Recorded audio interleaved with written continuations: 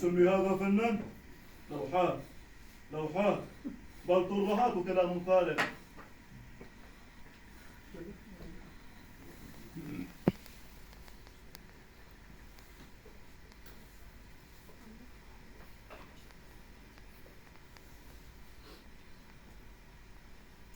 مثلك لا يعرف ما هو الفن لأنك جاهل، وهذه مشكلة كبيرة لديك.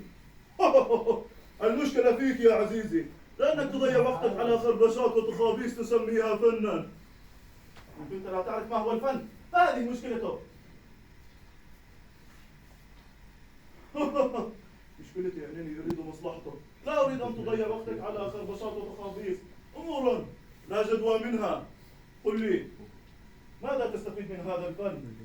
إنه حتى لا يطعم خبزا. انظر كم أنت جاهل، تضع كل شيء وتوزنه في ميزان الأكل والشرب. أهذه هي الحياة عندك؟ أكل وشرب فقط؟ ألا يوجد مكان للثقافة والفن لديك؟ الثقافة والفن، وماذا نستفيد منهما غير إضاعة البال والوقت والجهد؟ الثقافة والفن هي من تصنع الحضارات وترقى بالشعوب والأمم. لذلك يقاس تقدم المجتمعات بما لديها من ثقافات وفنون. انظر إلى النهضة في أوروبا مثلا، لم تقم إلا عندما اشتغلت على صناعة الفنون والثقافة. هذا هراء، لأن الذي يصنع الحضارات هو المال وليس خزعبلات الثقافة وترهات الفن.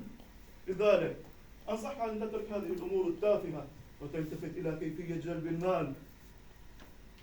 هذا هراء لا ينم إلا عن واحد منقطع عن العالم مثلك. دعني أكمل.